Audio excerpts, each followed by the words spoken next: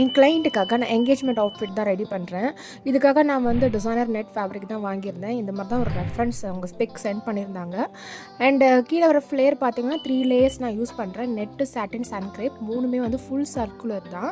இது வந்து ஒரு செரி ரெட்டு, நல்ல ரெட்டு. வீடியோவில் வந்து எக்ஸாக்ட் கலர் தெரியல, அது அப்படியே ஷேட் அடிக்குது, அதனால் கொஞ்சம் டார்க்காக தெரியுது. But colour super colour. And front and back நான் யூனெக் தான் வச்சுருக்கேன். இது ஃப்ளேர்லாம் அட்டாச் பண்ணிட்டு கீழே வந்து கேன் இல்லாமல், அண்ட் இதில் வந்து மெயினே வந்து ஃப்ளேர் தான். அந்த ஃப்ளேரில் வந்து நான் எல்லா லேயர்லையுமே கேன் பட்டியும் கொடுத்துருக்கேன்.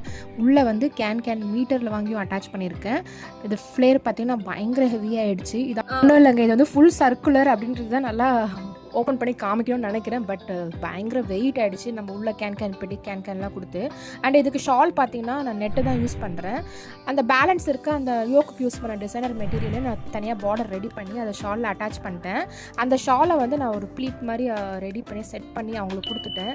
ஜஸ்ட் அவங்க ஷோல்டரில் வந்து பின் குத்திட்டா போதும், அப்புறம் அவங்க செட் பண்ணிப்பாங்க. அந்த மாதிரி நான் ஸ்டிச் பண்ணி கொடுத்தாச்சு ப்ளீட்லாம் வச்சு.